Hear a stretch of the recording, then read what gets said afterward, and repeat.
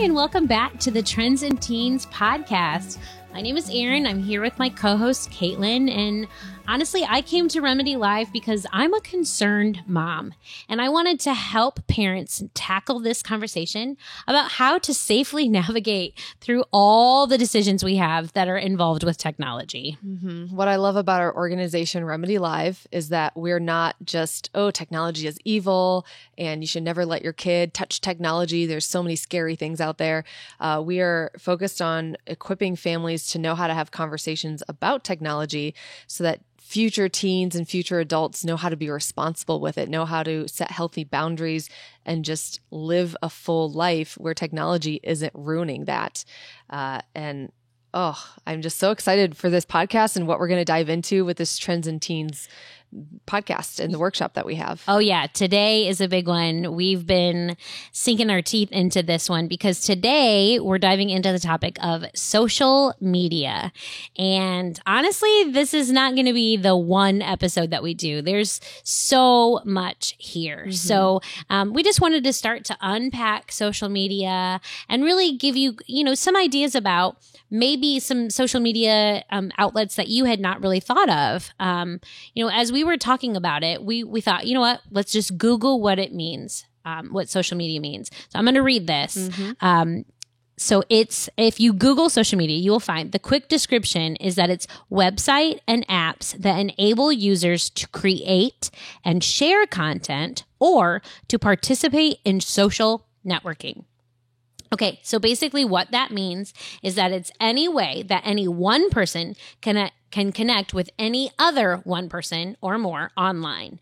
And we really need to dive into what that actually means. Yes, that is almost the whole internet these days. Everything seems to be social media by that definition. Yeah, mm-hmm. And maybe something that you hadn't thought of, and we'll get into that. Yeah, so the most obvious things, of course, are Facebook, Snapchat, Twitter, Instagram. I mean, there are hundreds of what we know as social media accounts out there, apps and websites whose singular purpose is to connect people, for people to share content with each other. So those are the most obvious ones that you've heard of, but there's a lot of things that you might not know about. Those apps in themselves have their own dangers and beautiful things about them. But there's a lot out there that's social media that you would never consider social media. Right. Like gaming apps. Mm-hmm. A great example of that would be something like Minecraft or Words with Friends.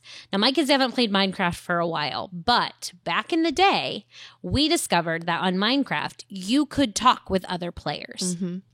Now, I don't know if that's still true, but it's something to consider. If you have a kid who is playing some of these games, are you aware that they can have conversations with other players? Mm-hmm. And do you know what these other players are saying? And that doesn't have to be an iPhone or tablet. That's also now on video game systems, PlayStations, Xboxes.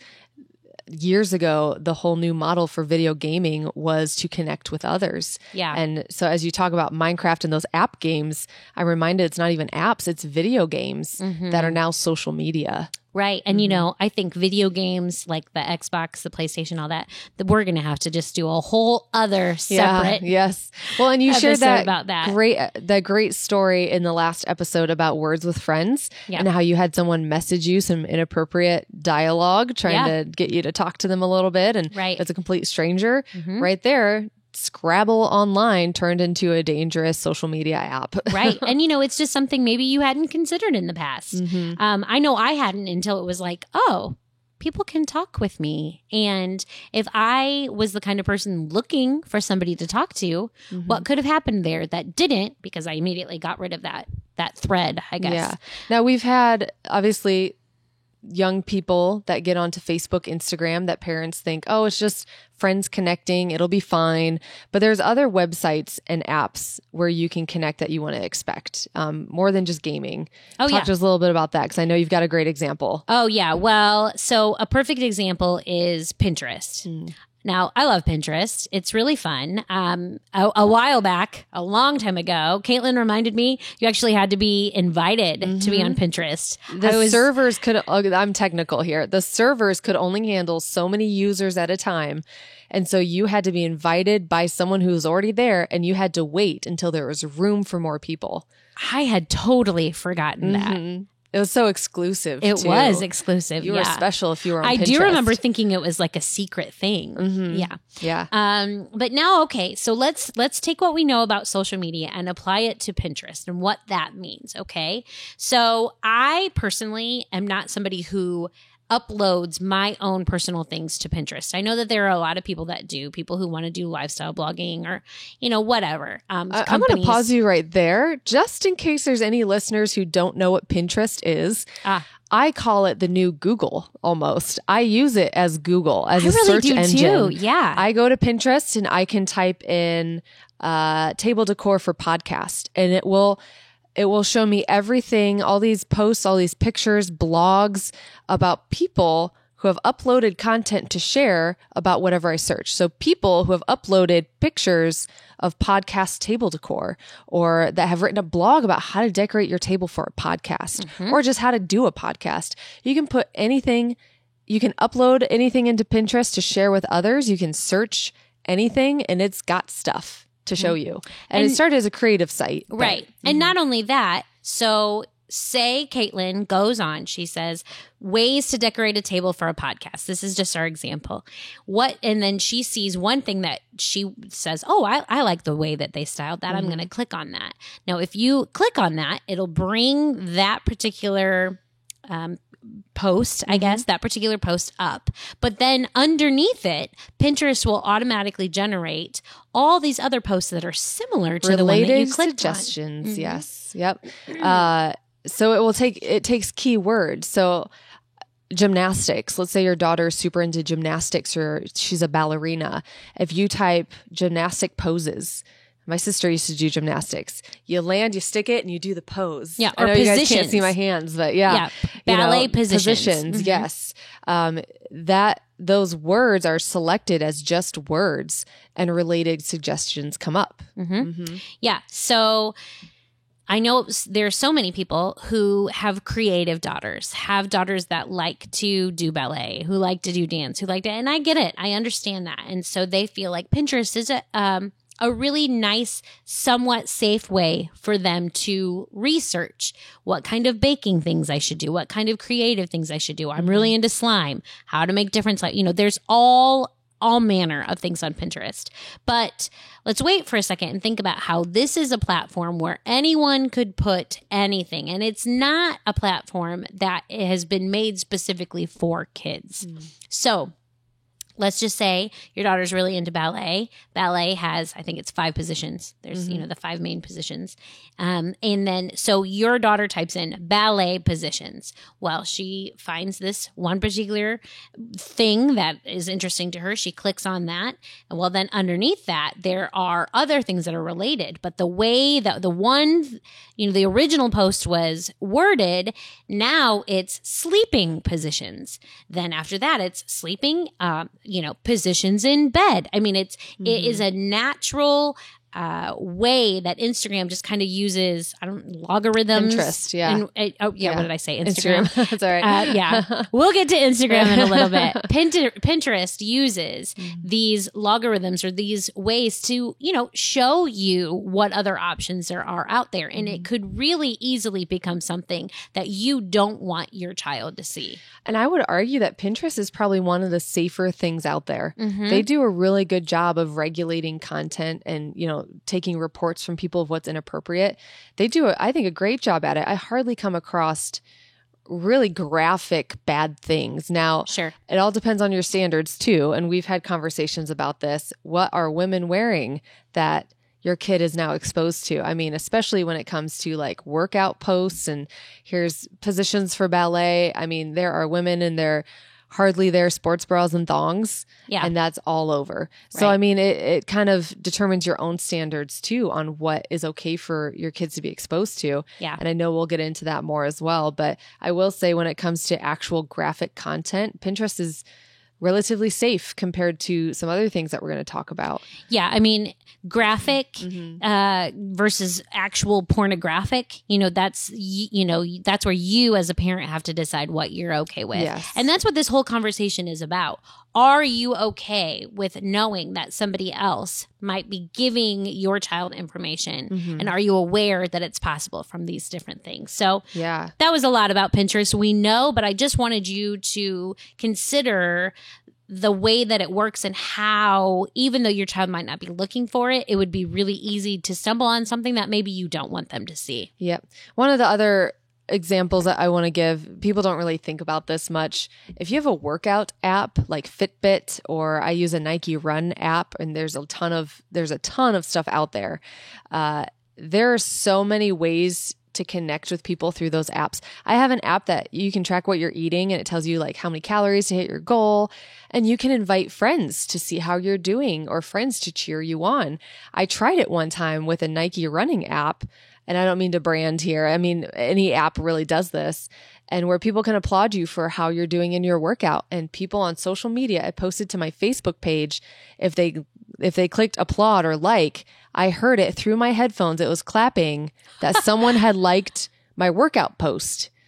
Wow. And that they were encouraging me. Like, it was an encouragement platform. But I literally knew that someone liked my post on Facebook because I heard clapping in my headphones as I was running. It toned down my music.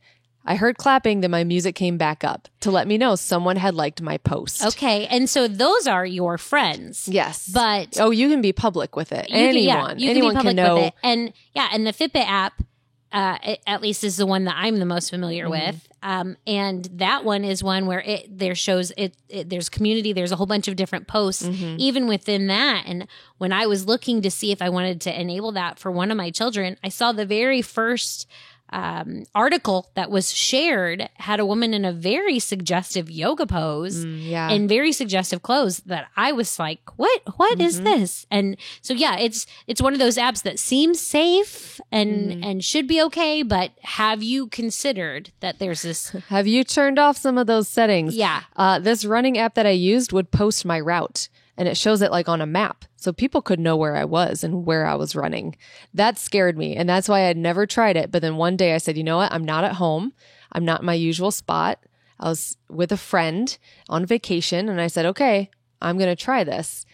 And let's see, no one can stalk me down here, And it only went to my friends, but it posted where I was on a map and what my route was as I was running and as I was getting this encouragement. Yeah. So, there's so many ways for apps to track you. But at the same time, it's such a great app because it helps me stay healthy and it helps me track my fitness. Right. But it's all about how you use it. Yeah. Yeah. So, okay, now that you know about the less obvious versions of social media and how you can connect with people, I just want to go into some practical steps because we talked in the last episode about phone contracts, about the castle analogy of how to protect what your kids are doing on their devices, how to be aware. The first step is always be aware, because to be honest, if you're listening to this podcast, there's no excuse to not be doing something about the dangers that are out there. Because we're telling you, we're making it excited scary. that you're here. Yes. Yeah, we're excited that you're here because it's starting this conversation. Yes, it's helping people and parents be aware.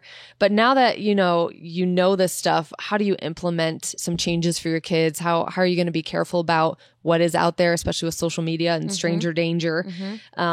For me, I'm not a mom, which I think I have to point out in every podcast.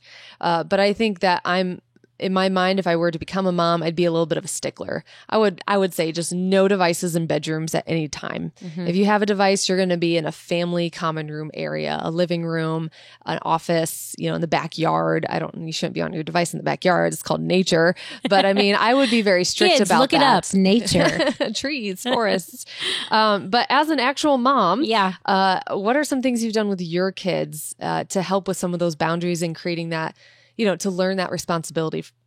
Yeah. Well, it's hard, right? Because we want to give them a little bit of freedom. And And as an adult who also has a device, I know that so much of my life, quote unquote life, is connected to my phone. That's just who we are now in this day and age. And so what do we do? So at least in our family, we have decided no electronic devices at bedtime and in bedrooms. And primarily, we do that all throughout the day as well. There's just not a reason to be on a device in the middle of the day or in the middle of the night, for sure, in your room or anywhere where you are hiding at this point. You should be able to have anything that you're doing on your phone be able to be seen by anybody else in the family. Now, we have kids who love music, and I love that about them. And we have let them download certain music on their phone. And how do you do that if they want to take a bath and listen to music, or want to just be getting ready or cleaning their room and listen to music? So for us, and this is just one thing that we've done, and we're just going to throw it out here. A few things that we've tried that seem to work for us is we just get like a Bose speaker, and you set it up with Bluetooth, and we can have the speaker up in the kids' room, and the phone, the device, is out on the steps, out, downstairs, and it has enough that it can connect wirelessly. It doesn't have to be in the room with them. They can still listen to music with the phone being downstairs in your hand. Yeah. And, there are speakers out there that you can fast forward through songs too. So it's not like they're stuck on the song. The controls are there. Yes. Yeah. We use Sonos in my house. Sorry. Totally branding now. But I mean, there are really cheap options out there. You can go to Meijer, you can go to Walmart, and there are Bluetooth speakers. You can get to do that. Yeah. Yep. And most people anymore have some sort of Bluetooth speaker sitting around. Yeah. Another option that we have, and it's a little annoying, I'm not going to lie, it's a little time consuming, but we have found it absolutely valuable, is we will change the password on our kid's device. So teen comes to me and says they want to listen to music in their phone, in their room. I will literally go in and change the password. We don't have fingerprint on their notification. Fingerprint ID to unlock it. Yeah. So I will change the password from the password that our whole family knows for that device to a password that only I know, or only myself and my spouse know. So we'll do that. It takes a little bit of time, maybe just a couple minutes, but then they can, while we're together, my child can then turn on the music app, and they can have it playing, and they show me that they hit lock, basically, and then they can scroll through, but they cannot unlock it because they don't have the password. So they can change their music. They can have the phone skip in songs, their, they in can their change the volume. room. Phone is there, but they can't do anything else. They can't do anything else. They can, change the volume, change what song they're listening to. That's it. Now, I know to a lot of parents, this could sound very tedious and very hard. Who wants to do that all the time? Just let the kid have their phone. Yeah. And I think it's important to point out, not every parent's going to do it the same. I think we talked about that a little bit with the phone contracts. Right. You got to do what fits best for you as a parent and for your kids. But I love getting these examples, and I just want to say it now. If you're listening to this podcast, I would love for you to comment on our social media, or on our website. We want to hear your ideas. We're going to go more in depth with all these different topics, but we really want to share what other parents are out there doing. Oh, right. Now, I will argue, if you are like, well, I completely trust my kid, we don't really regulate anything, I personally don't think that's very healthy. I think you need to be aware enough of what's going on, that this can happen, like these terrible stories can happen to any kid, that any kid can get addicted to the social media aspects on their phone, which our next episode is to talk about why social media is such a big deal and why it's so difficult and why it's so dangerous sometimes. But I know just saying no devices ever and you're going to change a password can sound very strong. I'd love to hear other ideas out there of what parents have. Oh, yeah. Because it's going to be ours is different really- for every parent. Yeah. And maybe that's not strict enough for some parents Sure. too. I'd love to hear what other parents do, because I think it's important to have that community discussion there. Yeah.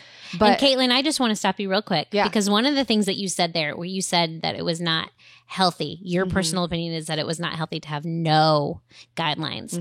I would also say That as of right now, we're just saying that's Caitlin's personal opinion. But I think in episodes to come, we're going to prove to you why it's not just Caitlin's personal opinion. And we're going to have hopefully some guests in that will enlighten you and enlighten us too, honestly, to make us all see that this is a valuable conversation for every child, even the ones that you think that you can trust. Because how many times do we do things where we think, I can't believe I did that, right? You know, whatever it is, we all have concerns or hangups. And when we talk about why of social media, we deal with that just as much. Let me just be real. I was trying not to offend anybody, which is totally wrong because people offend people and it's going to happen. Statistically, with everything we see, with all the stories we see in our chat, with all the statistics I'm going to share with you from experts who do year-long studies, decade-long studies on this, it is unhealthy to not regulate your child's use on their phone. There you go. If that offends you, that might mean you need to be listening to this podcast. I don't know. I'll just put that out there.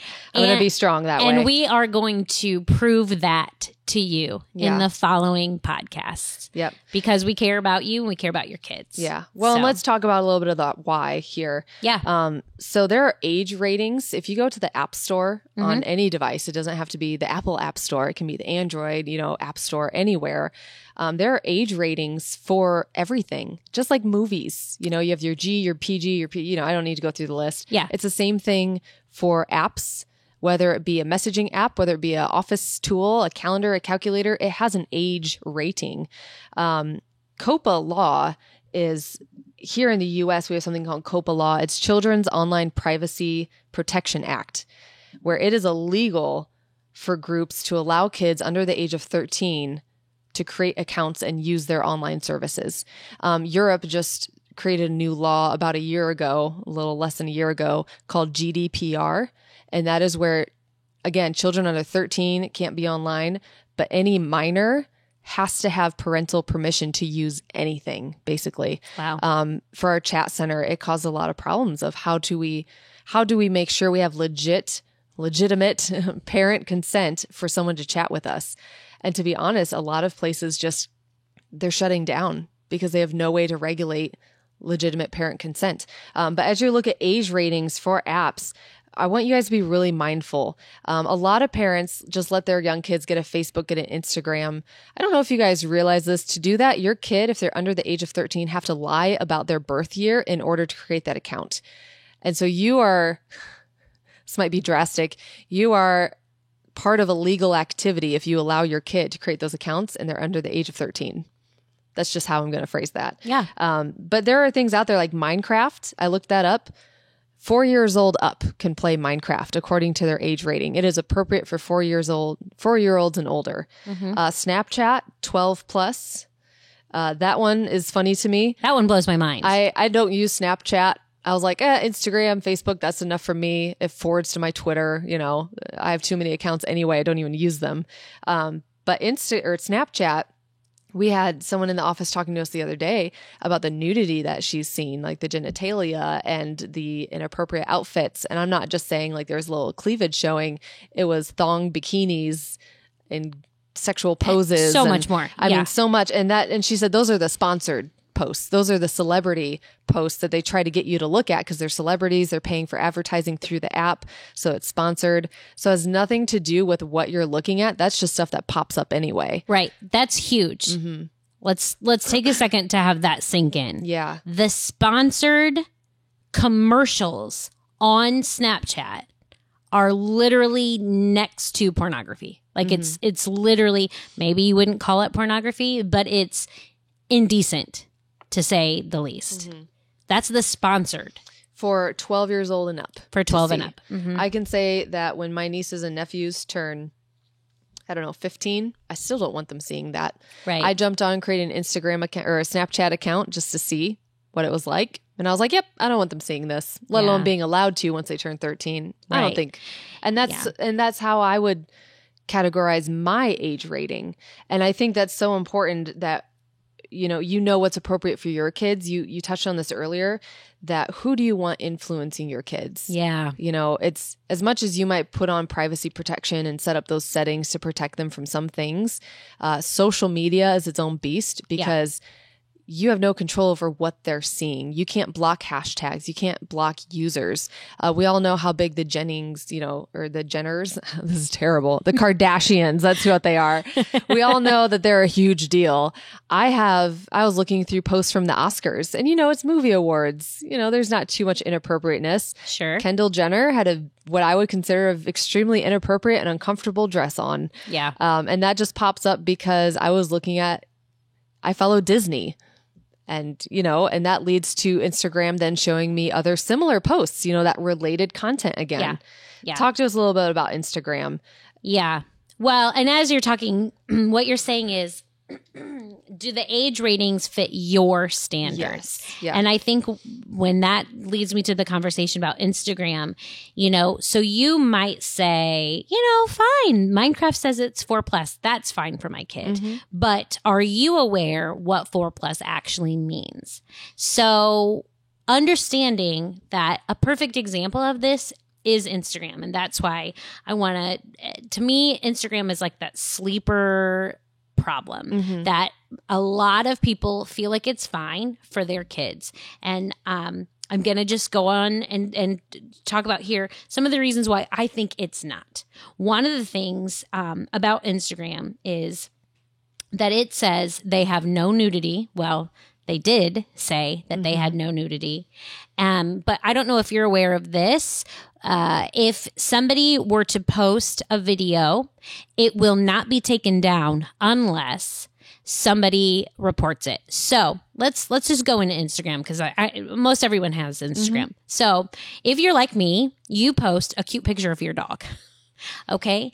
There is nobody at Instagram headquarters that's watching all of these pictures go through and going, oh, accepted, stamp of approval. Oh, not accepted. Nope. Denied, put them in the denied bucket. There's nobody at Instagram headquarters that's doing that. Okay. So while you or I will post a cute picture of your dog, somebody else might say, I wonder if I can post this video of me actually having sex.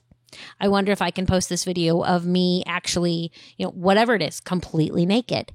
And until somebody, and I think I just read somewhere that it was until like 10 people actually report the post, it's not flagged as a problem. I'm going to give an example here. The other day, an Instagram account posted a picture of Miley Cyrus. She was in I don't even know if it's knitted, a very holy sweater. It was like one of those beach cover-up styles. Not holy church holy. No, not that kind of holy. But it was like a beach cover-up, like a very it was like a netting, except larger. Like the gaps were larger than quarter size, and she was naked beneath it. You could see everything on her chest. And I said, okay, we're about to talk about social media and how inappropriate it can be. I'm going to report this. This is nudity. You can see her boobs. So I reported it. And the message I got that came up said, report as nudity or pornography. And they said, we remove photos or videos of sexual intercourse, post showing sexual intercourse, genitals, close-ups, or of fully nude buttocks, and then posts of nude or partially nude children. What that told me was I cannot report that this picture be taken down because of nudity, because that is considered acceptable. So let's go back and let's really hash that out because this is huge for me. I told you today about this. I was blown away about this. You couldn't believe it. Yeah. So Instagram has always said they take down nudity. But I want you parents to be very clear on this. When Caitlin reported this, what came back to her was that they will remove photos or videos of sexual intercourse. Okay, so that's actual, posts showing sexual intercourse, genitals, or close-ups of fully nude buttocks. Okay, so if it's like a real close-up and real graphic, they'll do it. But if you can see details, they'll take it down. See, if it's just a picture of a person, nothing. Nothing. Yeah. So posts of nude or partially nude children. Well, thank you, Lord, for that, at least. But what this is saying is if it's suggestively done in a kind of showing you, kind of not showing you way, we're not taking it down. Well, and what I see here, women's chests don't count as genitals. No. So you will have full frontal nudity, and that's absolutely. okay with Instagram. Yeah. And then, of course, it went on to say, if I don't want to see this anymore, I can block this Instagram user so I don't see their posts and they don't see my posts.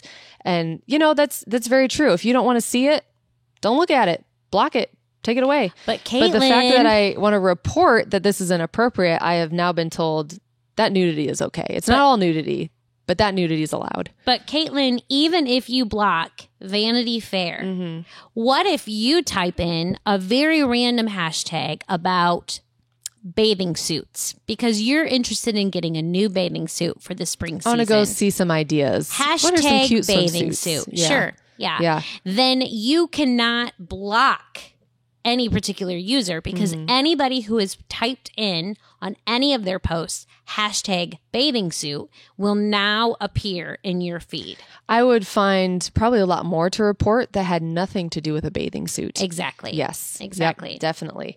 So that was our Instagram fun. Oh, I'm not done with past Instagram, day. Caitlin. Yes. I'm not done because what also I want to talk about with that Instagram is that I have a lot of friends, and I understand this because we have to start somewhere, right? So eventually when my kids are allowed to have Instagram, when they're a couple years older than this, I will do this as well. But this isn't all of it. So a lot of times you can do a shared account, and I don't know if people understand that. So you can, when your child is 13, hopefully, you could allow them to have an Instagram account, and you could share that. So at any time, that means you could go in and log in under that same account, and it's literally like on Instagram. I mean, I think you said you have like I have five different accounts that I use on Instagram. Right. Yep. One of them being Trends and Teens. Yes. Yeah. So you can go in and you could just switch your account and see what that account is seeing. So in theory, that means you should be able to see what posts are coming up, what posts are being posted, what DMs are. Now, a lot of people maybe are familiar with DMs, but just in case you're not, a DM is a direct message. It is not public. It is for that person only to see. Yes, just it's like private text messaging, except it's done through the app. Yeah. And so now celebrities will talk about how they like figured out how to hook up. They will say they slid into their DMs. So I heard you guys went on a date. Like, is something kindling? Well, you know, I slide into her DMs sometimes. Yeah. So it's a trend. It's a trend. It's a trend it's for a these thing. teens. It's a thing that's happening. So if you are sliding into somebody's DMs, what also happens in those direct messages, in those DMs, is that you can send a picture, and then as soon as it's seen, it's gone. It's like what Snapchat Very much like does. Snapchat. Yes. But Pictures, videos, and they disappear. Right. So if your kid knows who you have a shared account with, if your kid knows that they're going to get a picture, they can see it and then it's gone. And even if you're in that same account, you will not be able to see that picture again. You'll have no clue it happened. You will have no clue it happened unless it'll like show like seen, I think is in there. But so I love Instagram. Personally, I love how easy it is to scroll through pictures. Yeah. I don't get all the political trash that I see on Facebook all the time from people I went to high school with. But there is just so many.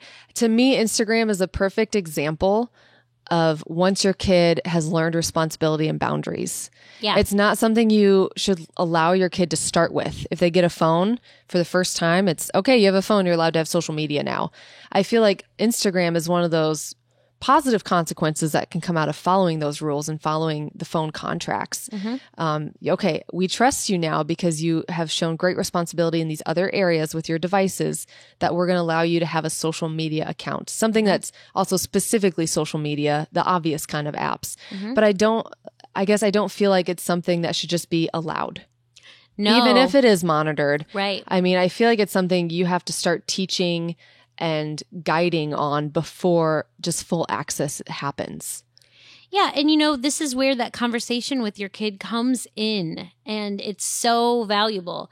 And, everyone's going to have a different thought about what they need to do. And every kid is different. We're all created differently, and your kids, what they're okay with. What might be okay for your kids is not okay for my kids. But more than anything, if we can just show you what some of the consequences could be from a seemingly okay app, then you are aware. You have the tools to be able to go into this with no blinders on, and you can hopefully walk through this in a healthy way. I think the biggest disservice we could do is if we go, it's fine. I'm sure it's like the least of your issues. Just be aware. Just be aware of what's out there. Look into the apps yourself. We're targeting Pinterest. We're targeting Instagram. Those are the two main ones. But and we've shared it on our Trends and Teens page, there's a whole bunch of other ones that are super dangerous. You shared the other day about an app that you can post a picture of yourself and people rank you, and they tell you how pretty you are and how acceptable you are in society, basically. Yeah. And it's so funny. Like, I thought that was so interesting. I had no clue stuff like that was out there. For a world that talks so much about ending bullying and cyberbullies, we're creating apps that open people up to it, that say, come bully me. Right. I want to see what you really think about me. Yeah. And I mean, this will go into the next episode of social media, Yes, of it the will. why. Why would people ever do that? Why are we so addicted to social media? Why are these apps even happening? We'll talk about that. But the fact that those are out there, you need to be aware of that, because it could just spark like a fire with your kids' group of friends, and all of a sudden they want to try it. They want to see where they rank compared to their friends. Yeah. I know someone who she once made the comment that when she goes out with friends, or when she walks into a room, she just has a desire to be the prettiest girl in the room. And she says, I don't mean it to be rude and selfish, but sometimes I just want to be the prettiest one in the room. And I think that's an innate desire in us. We want to be seen and we want to be heard. Exactly. Don't we? Yeah. But social media is now allowing everyone to tell you if you are and why you aren't. Yeah. It goes right back to the cyberbullying. But why let your kid accidentally stumble upon that when you can prepare them for it instead? Yeah. Yep. Yeah. And so, are you staying on top of what they're doing? And are you keeping them accountable? And are you aware of some of these dangers? Are you checking their account? If you have let them have some of these social media outlets, I guess, are you seeing their new followers and who they're following? Are you, I don't know if you're aware, most people are on Instagram. Again, it will start to show you what you've been looking up. It will automatically. There for a while, I think I was really interested in like makeup application. So all of a sudden it was like every single thing that was like, are you interested in this? Was the sponsored content relates to what you've looked at. Yes. Yeah, absolutely. Yeah. Another one to me is, do they have access to the App Store? Now, this one is maybe one that you haven't really thought of. And so what I'm asking is, are you aware that the App Store has particular apps on them, just the apps itself with the apps icon and the descriptions in what the app is all about, that might be inappropriate for your kids to see and read, that might give them ideas of, wait, what do you mean? And literally has, verbiage that you don't want them to even read. I read an article the other day that discussed app stores, Apple and the Windows, Microsoft, Android side of things. They literally cannot keep up with all the apps being released, so they don't know what's in their store. Okay. They try their best to regulate, but there are literally just so many apps constantly being created that they aren't able to keep up to make sure certain guidelines are met.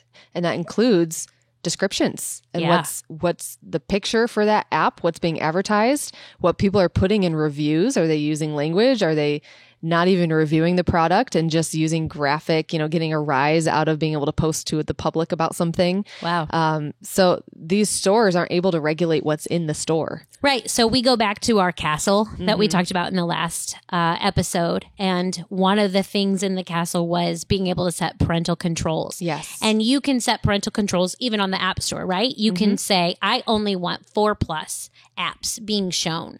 So what Caitlin is saying is these iTunes, these developers, they can't keep up with what that looks like. So inevitably, somebody's gonna push Someone's going to be like, oh, yeah, this is totally 4+, but it's really a Pornhub. 17+. Yeah. I don't know. Yeah. So along those same lines with parental consent or parental restrictions, you can take the App Store completely hidden on your device. And it's just knowing how to do that. And then, making that decision to say, okay, you've heard about this game. Let's get the App Store back on your device. I'm going to do that. You're not going to watch the password when I do it. And then we're going to look through this device and I'm going to see what it is before I let you get it. And not only do you not have the App Store, but you don't have the password to download an app. And you can't just download any app you want without mom or dad seeing. And that's huge. And that goes back to earlier. Sometimes it's tedious. Sometimes it's hard. Yeah. Having kids is hard. It is. I don't have them and I know that, it's hard. And so, not telling them the password, it's going to be a little annoying. You're going to want to be able to be like, oh, it's just this. Right. You're going to want to say, I'm in the middle of a conversation. Just go put in the password, get the app, go be distracted so I can keep talking, or I can go do this or that instead. But it's so important to not just let them have that free access to it. Yeah. Like I said earlier, if you're not regulating technology, it is not healthy for your kid. Yeah. So hide the password. Statistics show that. Yes. Well, thank you for sticking with us for the first episode on social media. It will Yes. definitely not be the last. Yeah, we're so thankful that you guys are here, that you're listening in. It means so much to us as we try to share some wisdom and, some knowledge from the experts. But our organization, Remedy Live, we exist to chat, to listen, and to love. We have a 24-hour chat center. So if you know someone that needs someone to talk to immediately, that has a secret struggle, that, whether it be a kid or an adult, someone that just needs to talk about what's going on in life if they're really affected by something, we want you to join our chat. Yeah. You can text the word remedy to the number 494949 anytime, 24/7. And you can also go to remedylive.com to chat via your computer. And I love that about Remedy Live. I love it so much because it is hands-on, really getting in and helping these kids and also these adults with some real life issues. Definitely. Yeah. But we want you to keep up with today's conversation as well. I mean, you can follow us on social media. Remedy Live has a page. See, it can be used for good. Oh, yes. Remedy Live has a page and an Instagram and maybe a Twitter too. I think we have all three. But you can follow Remedy Live to learn more about our Get School Tour, to learn more about trends in teens. Yeah. This started years back as a workshop and now we're doing podcasts.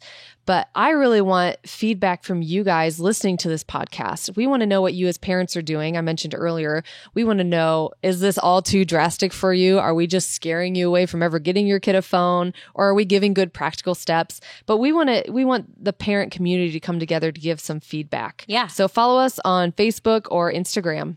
Yeah, absolutely. And most of all, if you like what you hear, we would love for you to partner with us at Remedy Live. Remedy Live exists because of donations from people like the Lutheran Foundation, Look Up Indiana, Greater Community of Fort Wayne, and so many others. We'd love for you to join us on that.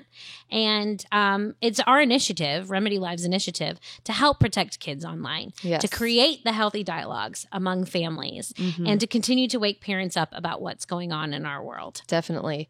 And we definitely want you to tune in also next week. We're trying to release these weekly. Yes. But episode 4. Wow. Oh boy, that's awesome. Episode 4, also about social media, but we want to give some expert knowledge behind it. Yeah. I'm going to be pulling statistics. I'm going to be sharing the knowledge and the research from the experts about what is going on, not only in your kids' minds, but in your mind. Every time you're on social media, every time you're on device, we're going to talk a little bit about screen time in there, but we just want to throw in the details of why this is so important. Yeah. So tune in episode 4 for social media. We're so excited.